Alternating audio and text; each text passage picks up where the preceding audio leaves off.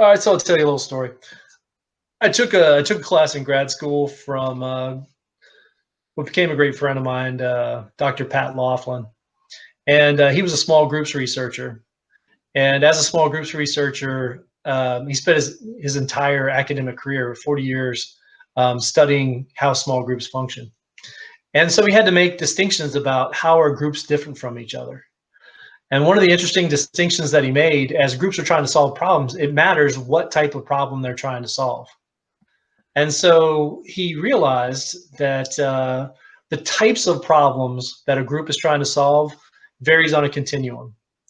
And one end of that continuum is what he called an intellective problem. And at the other end of the continuum is what he called a problem requiring judgment. And so let me describe the difference between those two. So an intellective problem is a problem that has a correct answer.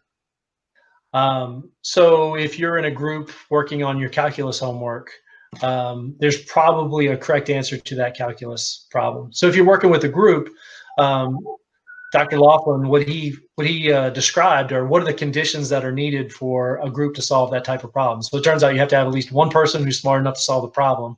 You have to have everyone agreeing on what the fundamental structure that you're working in, calculus, right? There has to be agreement about that. The person who can solve the problem has to be able to communicate to other people what the solution is, and the other people have to be smart enough to recognize the correct solution when told, right? So that's an intellective problem that has a correct answer, and so the goal of that problem is to get the answer correct. At the far end of the spectrum are these problems that require judgment. And it's really, really interesting because it's easy to think about things as just one type of problem. But these problems requiring judgment are problems such as, how should I spend my money? Or if you're with a group of people, where do you want to go out and eat tonight? One person wants to go to Taco Bell, another person wants steak, right? So Answer, yeah, so there's no correct answer. So if there's no correct answer, it's impossible for the goal of the process to be to give us the correct answer. So instead of trying to look for the correct answer, it turns out what we're actually looking for is consensus, right? And the process of getting to consensus is very different. The process of getting to consensus is about values, right? So if I said, okay, I'm vegan, and so I want to eat dinner with you, but I want to actually have a meal that I can eat, right? That's my value. And in order for us to truly have consensus, that value has to be taken into account. Someone else might say that I only like to eat steak, right? And so if you're going to take my values into account, then we have to find a place that has steak. And so it's interesting, these problems requiring judgment actually require a lot more leadership and creativity, because we have to craft solutions that try to account for as many of the values as we possibly can. And we often find in the process that we can't account for every single value that every person has, right? So perhaps we're coming up with the best bad solution. Hopefully we're doing it a little bit better than that. But the process requires us to go to other people and say, what's at stake for you? What matters to you? All right, so what does all this have to do with civility? This is what it has to do with my mind, right? So think about this intellective problem.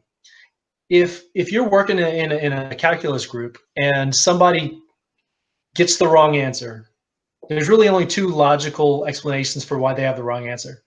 Either they can't figure out what the answer is, so they're stupid, or they can figure out the right answer, but they won't tell us. They're evil. So if it's an intellective problem, if you can't get the right answer, you're either stupid or evil. An intellective problem, a problem requiring judgment, if you come to a different solution, it's probably because you have a different set of values. But what happens, I think, way too frequently, just watch it, look at our politics, right? When people come to a different solution of a problem requiring judgment, we think that they're stupid or evil, right? That, why are you trying to do this? Why don't you understand this, right? Think about Congress. Every problem that Congress tries to solve is a problem that requires judgment.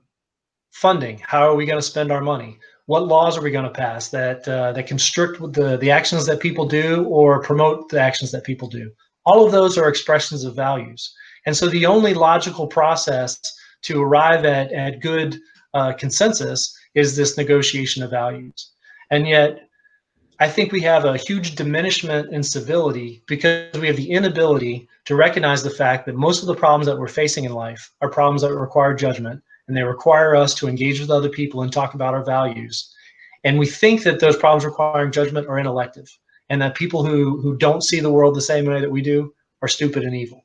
And as soon as I think that you're stupid or evil, my motivation to engage and have conversation with you is roughly zero. That's mind blowing. Yeah. It's one of those ideas that just explains everything. Dr. Loveland was one of the purest thinkers I ever ran across, and very grateful to him for being exposed to those ideas. Sir, thank you for your time, and join us on our next episode.